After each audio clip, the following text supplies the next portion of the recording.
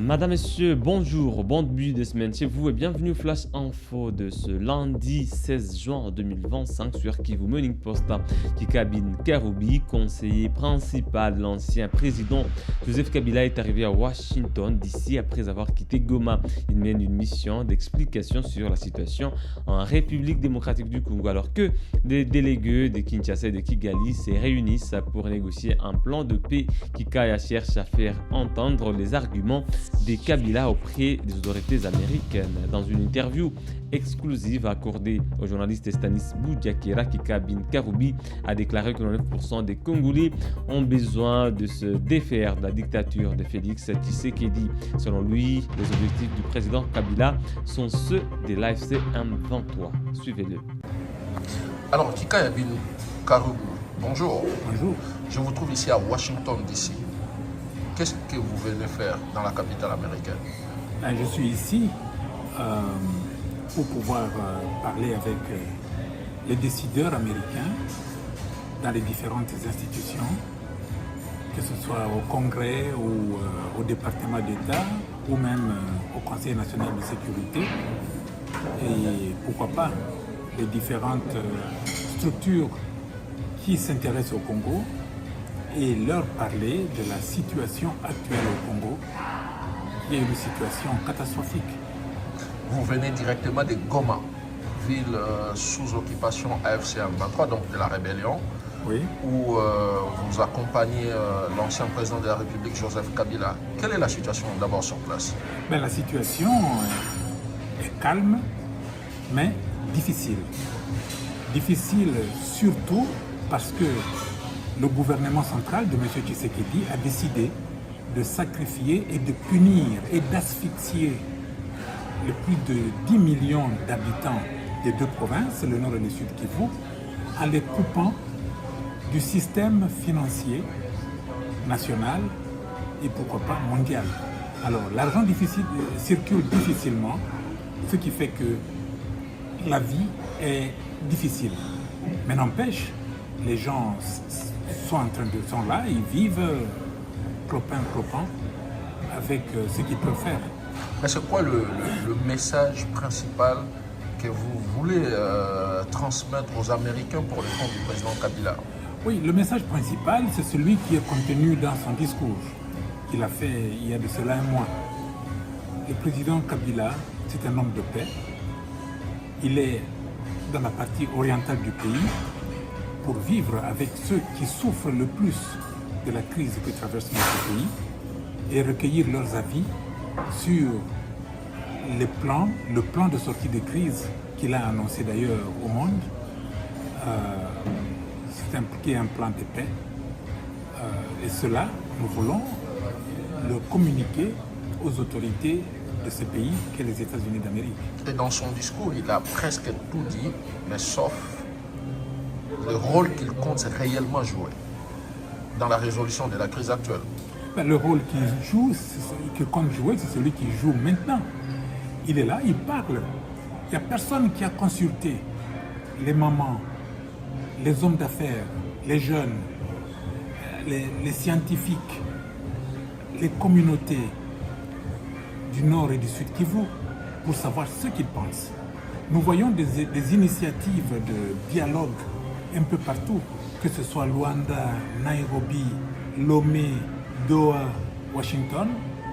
Tout le monde est là, sauf les concernés, les premiers concernés. Et les premiers concernés, dans ce cas, ce sont les populations meurtries des deux Kivu.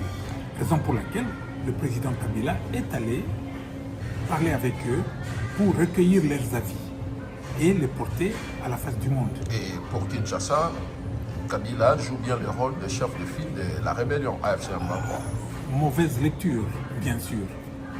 Le président Kabila est un ancien chef d'État. Je le vois mal.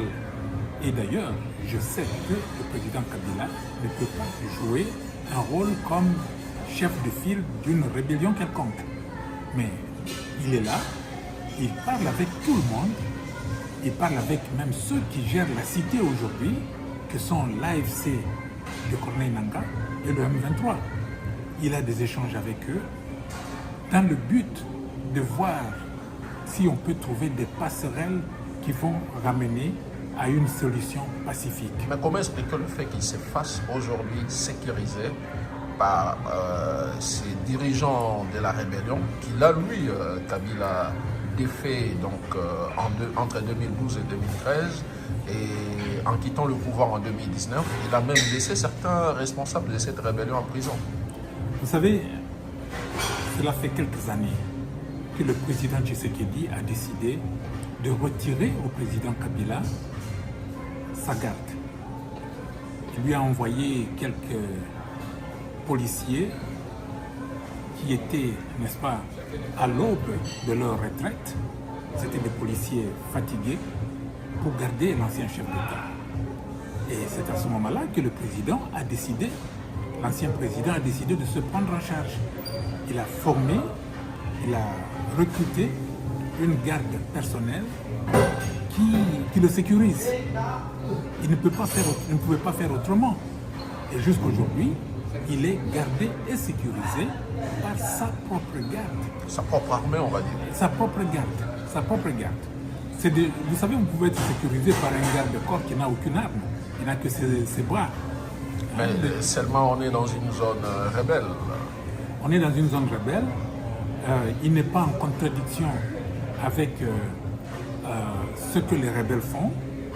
Je dirais même que les objectifs de la rébellion sont les mêmes que ceux du président Kabila. Le président Kabila a dit, sans le cacher, dans son discours, que au point numéro 1 d'ailleurs de son plan de sortie de crise, qu'il fallait mettre fin à la dictature et à la tyrannie. Mais comment expliquer que celui qui a défait cette rébellion en 2013, 2012-2013 puisse aujourd'hui avoir les mêmes objectifs que cette même rébellion? Le nom peut être le même. Hein? M23, pour ce cas précis. Mais les objectifs sont différents. Nous l'avons dit. Les objectifs qu'avait le M23 en 2012-2013 ne sont pas les mêmes qu'aujourd'hui. Aujourd'hui, le M23 a été à Kinshasa, invité par le président Tshisekedi. Ils se sont entendus sur un certain nombre de choses. Cet engagement n'a pas été accepté par l'homme qui dirige le Congo aujourd'hui. Et ils ont pris les armes pour se défaire de la dictature et de la tyrannie. Et voilà, je pense que si vous faisiez un sondage aujourd'hui, je crois que 99% des Congolais vous diront qu'il faut se défaire de la dictature. L'Assemblée nationale de la République démocratique du Congo a voté dimanche 15 juin 2025 l'autorisation des poursuites judiciaires contre le ministre d'État à la justice Constant Mutamba. Cette décision suit les accusations du procureur général qui l'accuse des détournements de 19 millions de dollars américains destinés à la construction d'une prison à Kisangani. La commission spéciale de l'Assemblée a conclu que Mutamba n'avait pas vérifié l'existence de la société adjudicataire Zion Construction. Suivez les détails. Résolution numéro 004 du 15 juin 2025 relative à la demande d'autorisation au fait de poursuite contre le ministre d'État, ministre de la Justice et garde de Sceaux, Constant Mutamba Tungunga. L'Assemblée nationale, réunie en séance plénière du 15 juin 2025, vue telle que modifiée et complétée à ces jours, la Constitution du 18 février 2006, spécialement en ses articles 153 et 166 alinéa 2, vu la loi organique numéro 13/010-B du 19 février 2013 relative à la procédure devant la Cour de cassation, spécialement en son article 84, vu son règlement intérieur, spécialement en son article 237. Considérant les conclusions de la commission spéciale et temporaire de l'Assemblée nationale, instituée par la décision numéro 26/Cap/P/225 du 11 juin 2025 portant création d'une commission spéciale et temporaire et désignation de ses membres, vu la nécessité et l'urgence, adopte la résolution dont la teneur suit. Article 1er. Il est autorisé la demande au fait de poursuite introduite par le procureur général près la Cour de cassation contre le ministre d'État, ministre de la Justice et garde des Sceaux, Constant Mutamba Tungunga. Article 2. Mise aux voix. La présente résolution, consécutive au vote, a été adoptée par l'Assemblée plénière d'après les résultats des votes ci-après. Sur 363 députés qui ont pris part au vote, 322 ont voté pour, 29 ont voté contre et 12 ont voté abstention. Article 3. La présente résolution entre en vigueur à la date de son adoption par l'Assemblée plénière de l'Assemblée nationale, faite à Kinshasa le 15 juin 2025. Vital Kamere, Loi Kanyingini Kingi. Je vous remercie. Le vice-premier ministre Chabani Louko a dirigé une réunion de crise le 15 juin après les pluies torrentielles qui ont frappé Kinshasa. Les intempéries ont causé 29 décès et de nombreux dégâts matériels. Le gouvernement a présenté ses condoléances aux familles et s'engage à prendre en charge les funérailles et à aider les victimes. Des mesures seront mises en place pour prévenir des futures catastrophes. Suivez.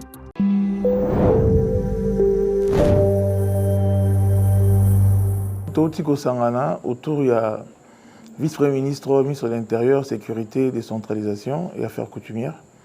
Nab expert et belé, il y a République, dans la ville. Pour nous, bongo, likambu, il y a Mboulou et Betaki, où est causé des dégâts et belé, aussi bien humains que matériels. Alors il y a Liboso, dans le commandant Mokonzamboka, le gouvernement central dans la ville de Kinshasa, c'est-à-dire qu'on présentait condoléances dans la famille aux alliés éprouvés, mais également c'est-à-dire qu'on informait que jusque-là, bilan provisoire, il y a 29 morts, infrastructure et belé pesaki bongo touché. Déjà les travaux sont à pied d'œuvre dans Nzela au Quito, dans Pigeon, Missa les Ongeli, l'avenue tourisme Nzela Pezongi, mais les travaux continuent. Pour silisa problématique il y a Nzela Katanaki, l'érosion Salamiwana, mais également dans le niveau à Victoire, là où le pont s'affaisse côté de la navigation, Misala Pebandi, Bongisa Pont Sope à l'occasion, Nzela Victoire et Gosalema. Alors, pour informer l'opinion que la mesure d'urgence est zoami, tous allés déjà à pied d'œuvre pour soulager, pour le biawa. Prise en charge, il y a funérailles, mais également sinistré au Bazali, la famille d'accueil. L'État de Kobongisane a apporté bonne assistance pour nous. Solidarité, il y a une institution Boka vis-à-vis de Binezali. Tout ce qui peut être en solidarité pour la population Moussoussou, il y a un bateau qui va déplacer en termes d'accueil, et à la Bongo au rendez-vous. Nous assurons à l'occasion que l'État est à vos côtés pour que nous puissions justement pallier à cette crise. Tokosenga pe na bandeko oyo bazali bongo kozala ko continuer kozala na bazone à haut risque parce que des réglementations climatiques et zali na non abiso to éviter ba mbula mukoni ne ko vraiment fait nango mais bon ko se peut à disposition et ko s'exposer té parce que catastrophe e kozala mais le rotolingité ba to ba kufaka donc bon ça peut à disposition. Il y a que prévenir, prévention des alliés importants, qui est que agir. Donc, le gouvernement est noté, la ville de Kinshasa pèse en Abino, donc on continue de travailler à nettoyer que ça déjà à pied d'œuvre pour la situation et au Kabongo, Koleka, Malam. Merci.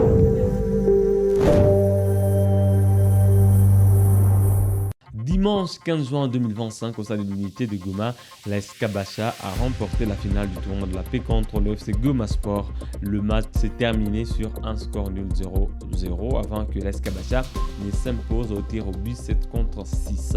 Le gouverneur Bahati Moussanga de l'FCM 23 a annoncé l'organisation d'un nouveau tournoi qui réunira 16 équipes des différents territoires, notamment Rutshuru et Massissi. Suivez. Lancé le 8 juin 2025 par le gouverneur des provinces du Nord Kivu, Bahati Moussanga Erasto, le tournoi de la paix s'est clôturé ce dimanche 15 juin 2025.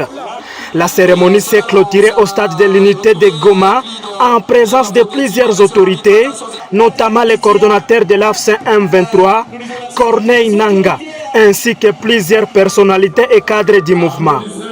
Les conseillers du gouverneur en charge de la jeunesse, sport et loisirs, Gafichi Semikore, a salué l'engagement du gouverneur de province dans le développement du secteur sportif, en particulier la réhabilitation des infrastructures au stade de l'unité, qui est désormais électrifié et alimenté en eau potable. Hii stade ilikuwa vibaya, hata angali na kazi nyingine ya kufanya, lakini kwa sasa mliona aliaidia hii ekipe kama atailetea maji na kura. Muda siku 3 tu alikuwa ameleta maji na kura. Asante monsieur le gouverneur. Baada hiyo mnaona hata pembeni hapa kulikuwa uchafu mingi sana. Alifuatilia mpaka wakajaribu kutengeneza, hata ingali itatengenezewa zaidi. Dans son discours de clôture, le gouverneur Bahati Musanga Erasto a mis l'accent sur le vivre ensemble, la paix et la lutte contre le tribalisme. Il a également annoncé l'organisation prochaine à Goma d'un tournoi regroupant 16 équipes de territoires libérés au Nord Kivu.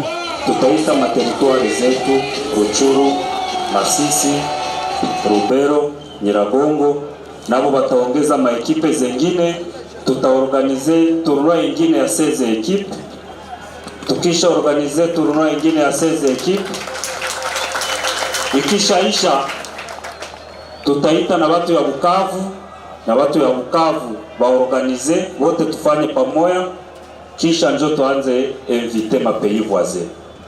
Faut tuanze cheza na mapays voisins, watu watoke Uganda, bajuere ba Uganda bakwiye tucheze, bajuere ba Rwanda bakwiye tucheze, kwani sporo ni mapenzi, sporo ni upendo, na sporo inaonesha kama watu tufundishe watu kritire ya amani, tutoshe ndani watu bitu ya ubaguzi wa ukabila.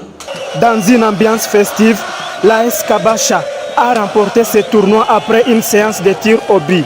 C'est après un match nul très disputé durant le temps réglementaire. La coupe a été remise à l'équipe de Kabasha et des médailles aux organisateurs et à toutes les 4 équipes qui ont participé à ce tournoi de la paix. Madame, messieurs, c'est tout pour ce flash info sur Kivu Morning Post. Merci à vous d'avoir suivi bien la fin. On se fixe à un nouveau rendez-vous d'actualité. À très bientôt.